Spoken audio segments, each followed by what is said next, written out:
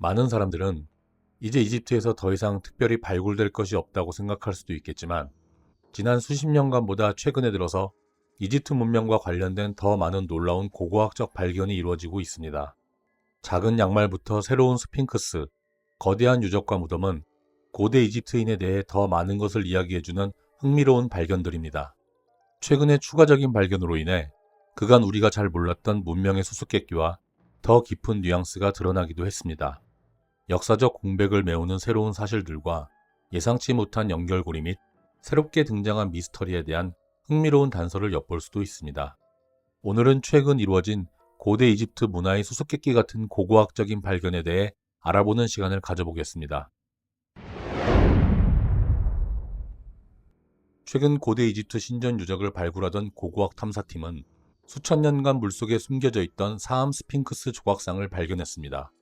고고학 팀은 이 조각상이 아스완 마을 근처의 콤 옴보 파라오 신전에서 발견되었으며, 이는 유적지에서 지하수를 퍼 올리던 중 발견되었다고 밝혔습니다. 기자에 있는 가장 유명하고 거대한 스핑크스에 비해 높이가 고작 38cm가량에 불과한 이 조각상은 오히려 미니어처에 가까웠습니다. 그럼에도 불구하고 이 발견은 고고학계를 흥분시키는 데 충분했습니다. 이 조각상은 신전의 과거에 풍미를 더했으며, 수천 년의 세월이 흘렀음에도 불구하고 놀라울 정도로 원형을 유지하고 있으며 날카로운 눈빛을 가진 생생한 얼굴을 보여줍니다. 만일 이 사암 피라미드의 외형에 대한 추가적인 연구가 이루어진다면 이 조각상의 놀랍도록 손상되지 않은 얼굴 특징을 통해 아마도 잃어버린 파라오의 모습을 직접 볼 수 있을 것입니다.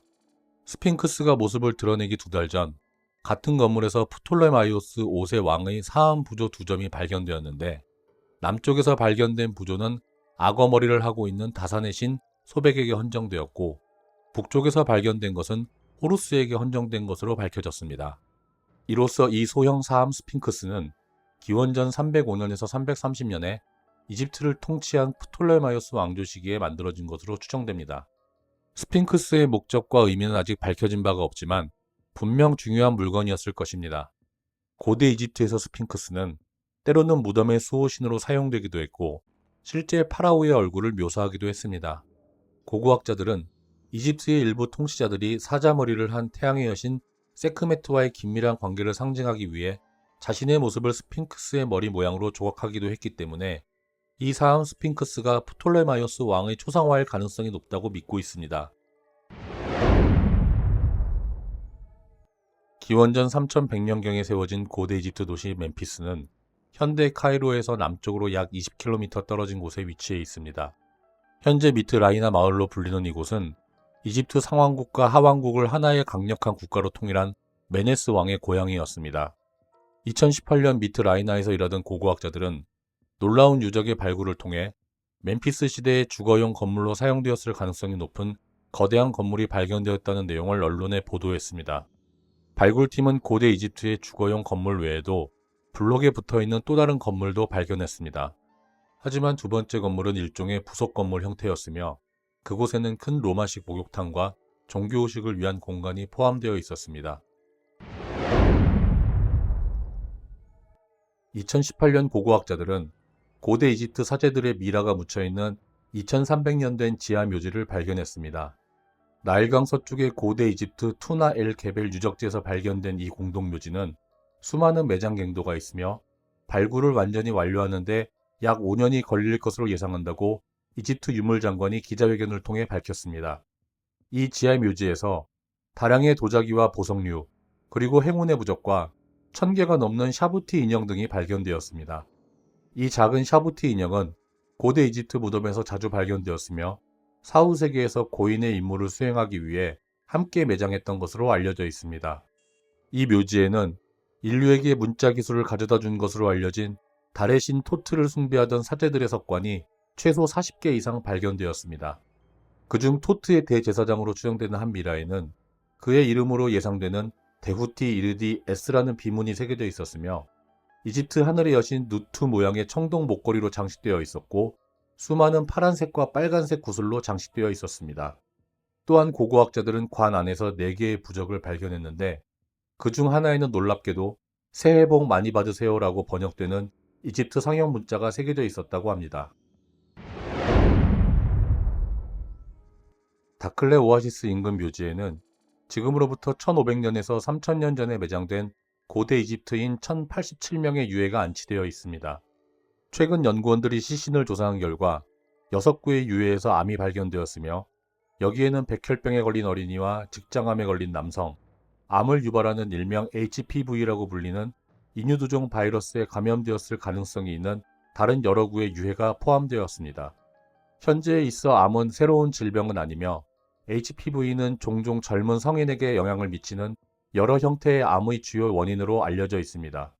또한 HPV는 자궁경부암과 고환암의 원인으로 확인되었으며 최초 발원은 호모 사피엔스가 출현하기 훨씬 오래전에 아프리카에서 진화한 것으로 밝혀졌습니다. 오늘날과 마찬가지로 고대 이집트 시대에도 HPV는 20대와 30대의 젊은 성인에게 널리 퍼져 있었고 오아시스 공동묘지를 통해 그 증거를 확인할 수 있었습니다. 이 질병에 대한 유전적 특성이 명확하게 확인되지는 않았지만 당시의 연령대와 뼈 병변을 통해 HPV가 고대 인류에게도 동일하게 작용했음을 알 수 있습니다. 또한 통계에 따르면 오늘날 서구 사회에서 암에 걸릴 확률은 이 사람들이 묻혔을 때인 지금으로부터 약 3000년 전보다 약 100배가량 더 높다고 합니다. 하지만 고대 이집트인들이 암에 대한 확실한 개념을 가지고 있었다는 증거는 현재까지 밝혀진 그 어떤 기록에서도 찾아볼 수 없었습니다. 아마도 무언가 건강상 심각한 문제가 있음을 알고는 있었지만 단지 피부 궤양이나 통증과 같은 눈에 보이는 증상을 치료하는 것 외에는 특별한 치료법이 없었던 것으로 보입니다. 이 고대 유물은 마치 일주일 전에 짠 것처럼 보입니다. 오늘날에도 여전히 인기 있는 줄무늬로 완성된 이 양말은 한때 이집트 어린이의 것이었습니다. 이 양말은 서기 300년경에 짜여졌는데 고대 이집트인들은 종이와 피라미드 외에도 일찍부터 줄무늬 양말을 사용했나 봅니다.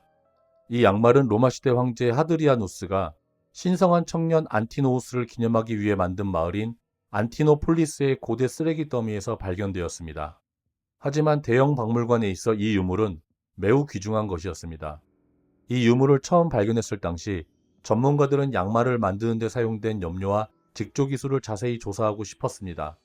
하지만 당시 사용 가능한 기술은 양말의 일부 또는 전체를 파손할 수밖에 없었는데 이에 대형 박물관은 2018년에야 비로소 비침습적인 이미징 도구를 개발하여 멀티스펙트럼 이미징 기술을 통해 유물의 물리적 파괴 없이 조사가 가능해졌습니다. 대형 박물관 고고학 연구원들은 최신의 스캔 기술을 통해 줄무늬의 색상이 3가지 천연 염료에서 나온다는 사실을 발견했습니다. 빨간색은 꼭두선이 풀 매더에서, 파란색은 겨작과 식물인 대청을, 노란색은 풀물의 나뭇과의 웰드를 사용한 것으로 밝혀졌습니다. 또한 스캔을 통해 당시 직물 직조에 사용된 기법에 대한 정보를 확인할 수 있었습니다. 이 작은 양말의 제조 비밀에 대한 집착은 이상하게 보일 수도 있지만 사실 고고학적 이유가 있었습니다. 당시 다른 주류 문화권에서는 주로 동물 가죽을 사용하여 의복을 만들었던 것에 비해 고대 이집트인들은 발달된 직조 기술을 통해 이와 같은 니트 양말을 발명한 것으로 여겨지며 이를 통해 그들의 의복과 직조와 관련된 기술을 더 많이 조명할 수 있는 기회를 얻을 수 있기 때문입니다. 최초의 파라오가 권력을 잡기 훨씬 전인 거의 7000년 전으로 거슬러 올라가는 이집트 마을이 나일 삼각주에서 발견되었습니다. 마을의 연대는 고대 이집트의 상형 문자의 발명이나 최초의 피라미드 건설보다도 훨씬 이전으로 거슬러 올라갑니다. 약 7000년 전으로 거슬러 올라가는 이 정착지에서는 땅속 깊이 파 만든 저장고였던 사헬로를 포함한 유적도 발견되었습니다. 여기에는 엄청난 수의 식물과 동물뼈가 들어 있었으며 이 유적을 통해 고대 이집트에서 농업이 어떻게 발전했는지 이해할 수 있는 단서를 얻을 수 있습니다. 현대 카이로에서 북쪽으로 약 140km 떨어진 고고학 유적지 텔 엘 사마라에 위치한 이 마을이 왜 결국 버려졌는지에 대해서는 아직 많은 미스터리가 남아 있습니다. 이 마을은 분명 거의 2000년 동안 꽤 번성했던 거주지였으나 정확히 알 수 없는 파라오가 집권한 후 갑작스럽게 버려진 것으로 추측하고 있습니다. 2018년에는 검은 화강암 석관이 이집트 뉴스를 장식했습니다. 알렉산드리아에서 발견된 이 석관의 무게가 30톤에 달했고 뚜껑을 열기 위해 이집트 군대의 도움이 필요했습니다. 발견 당시 학자들은 알렉산더 대왕과 같은 중요한 인물을 발견할 수 있을 것이라고 생각했습니다. 하지만 그 안에는 3구의 미이라가 있었으며 알 수 없는 붉은 액체가 석관 속에 가득 차 있었습니다. 이 액체는 석관의 오른쪽 균열을 통해 스며든 현대의 오펫으로 밝혀졌습니다. 연구원들은 이 세 구의 미라가 군인이라고 추측했는데 한 두개골에는 화살 상처가 있었고 엘리트 부장품이 없었기 때문입니다. 하지만 또 다른 한 시신이 젊은 여성으로 밝혀지면서 군인이 아닐까 하는 가설은 무너졌습니다. 왜냐하면 왕실 지도부를 제외하면 당시 여성은 고대 이집트의 군인이 될 수 없었기 때문입니다. 모든 시신은 기원전 323년에 시작된 프톨레마이오스 시대 초기의 것으로 추정되며 한 남성은 고대 두개골 수술인 트레판레이션을 받고도 살아남은 흔적을 보였는데 이는 이집트 미라 유적에서 무척 보기 드문 사례입니다. 이집트 엘캅 사막에서 발견된 비르 티네드바 유적지는 한때 고고학적으로 공백으로 여겨졌습니다. 하지만 2018년 예일대 연구진이 최첨단 기술을 가지고 이곳에 도착하면서 이야기가 달라졌습니다. 비르 티네드바는 한때 사람들이 낙서, 예술, 무덤, 건축 등을 남긴 고대 중심지였습니다. 암벽화는 기원전 3300년경 상형 문자 이전 시대로 거슬러 올라가며 초기 이집트 벽화의 뛰어난 예를 보여줍니다. 또한 이 그림은 나일강 계곡에서 발견된 그림과 유사하여 이는 어쩌면 두 개의 집단이 섞여 있었을 가능성을 시사합니다. 하이브리드 집단의 발견 가능성은 고고학자들이 이집트의 진화 과정을 바라보는 시각을 바꿀 수 있습니다. 고고학자들은 또한 나일강 계곡과 홍해와 물리적으로 연결되어 있는 사막 거주자들의 것으로 보이는 몇 개의 매장 고분을 발견했는데 그 여러 고분 중에서 가장 주목할 만한 것은 젊은 이집트 여성의 것이었습니다. 그녀는 사막 지역의 엘리트층으로 여겨지며 이 유적지가 홍해 지역과도 관련이 있다는 것을 암시하는 홍해 조개 껍질과 홍옥수 구슬 등의 부장품이 함께 발견되었습니다. 또한 암벽화와 고분 유적지의 남쪽에는 지금까지 알려지지 않은 후기 로마 시대의 정착지가 있었습니다. 12개 이상의 유적지로 구성된 이곳은 서기 400년에서 600년경에 세워진 것으로 추정되고 있습니다. 이 유적지의 존재는 이집트 동부 사막의 유사한 고고학 유적지에 대한 증거를 보완하고 고고학 지도에서 공백이었던 부분을 메워주었습니다. 또한 인근 동부 사막에 위치한 유적지 비르 티네드바에 대한 더 많은 연구를 통해 이 지역이 로마 시대 후기에서 초기 이슬람 시대로 어떻게 변화했는지에 대한 더 많은 것을 밝혀낼 수 있을 것으로 기대됩니다. 전문가들은 고대 이집트인에 대해 많은 것을 알고 있습니다. 그러나 아직까지도 고대 시대에 미라를 만들었던 정확한 방법에 대해서는 미스터리로 남아 있습니다. 하지만 2018년 학자들은 큰 행운을 잡았습니다.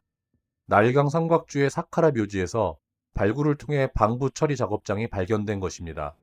작업장 안에는 5구의 미라가 있었고 인접한 매장 갱도에서 35구의 미라가 추가로 발견되었습니다. 갱도 안의 미라들은 기원전 664년에서 404년의 것으로 추정되며 다양한 계층의 사람들의 미라가 뒤섞여 있었습니다. 발굴된 증거를 통해 당시 이집트 엘리트들은 더 나은 대우를 받았던 것으로 밝혀졌습니다. 하지만 발굴팀을 가장 흥미롭게 만든 것은 작업장으로 추정되는 곳에서 발견된 미라화와 관련된 도구들이었습니다. 연구원들은 미라를 만드는 과정에서 시신을 씻고 장기를 제거하고 소금에 40일 동안 말리는 것부터 시작하여 방부 처리에 70일이 걸린다는 것을 이미 알고 있습니다. 대부분의 미라는 시신을 리넨으로 감싸기 전에 시신 전체를 오일로 처리했는데 이 사용된 오일의 종류나 양, 사용 순서에 대해서는 아직까지 알려진 바가 전혀 없었습니다. 하지만 이번 발굴을 통해 확인된 것은 놀랍게도 작업장에서 발견된 계량컵에 수수께끼의 오일이 표시되어 있었다는 사실입니다. 이는 향후 화학 테스트를 통해 어떤 물질이 사용되었는지 정확히 파악된다면 그동안 밝혀지지 않았던 미라화 과정의 수수께끼를 푸는 데 큰 도움이 될 것입니다. 고대 이집트에서 발견되는 모든 유물이 황금의 가면이나 아름답게 그려진 벽화만 있는 것은 아니며 때로는 완전히 끔찍한 유물이 발견되기도 합니다. 학자들이 이집트 아바리스에 있는 고대 궁전의 구덩이 4곳에서 잘리고 묻힌 손 유의 16개를 발견하면서 고대 이집트의 충격적인 관습에 대한 한 가설이 확인되었습니다. 이 발견이 이루어진 곳은 성경에 등장하는 요셉의 보좌실로 추정되는 곳이며 이로 인해 고대 이집트의 역사와 성경과의 접점이 확인되는 순간이었습니다. 과학자들은 이 손들이 약 3600년 전에 잘린 것으로 추정하고 있으며 모두 오른손이었고 놀라울 정도로 큰 것으로 보아 희생자가 모두 남성이라는 것을 알 수 있었습니다. 이 소름 끼치는 광경의 발굴은 이미 고대 이집트 상형 문자를 통해 확인할 수 있었던 관행, 즉 귀족들이 군인들을 통해 패배한 적의 손을 사들인 다음 그 신체 부위를 사용하여 일부 의식을 치르고 매장했다는 것을 증명하는 계기가 되었습니다. 이 궁전은 기원전 1650년 이집트를 침공해 짧은 기간 통치한 세머권 국가인 힉소스 왕국의 카얀 왕이 소유했던 것이며 힉소스는 가나안 또는 시리아에서 유래한 것으로 추정됩니다. 손이 누구의 것인지 정확히 말하기는 어렵지만 현재 가장 유력한 이론은 힉소스와 전투를 벌이다 패배한 병사들에 대한 형벌로 잘린 것이라는 가설입니다. 지금까지 시청해주셔서 감사합니다. 구독과 좋아요, 알림 설정은 영상을 제작하는 데 큰 힘이 됩니다.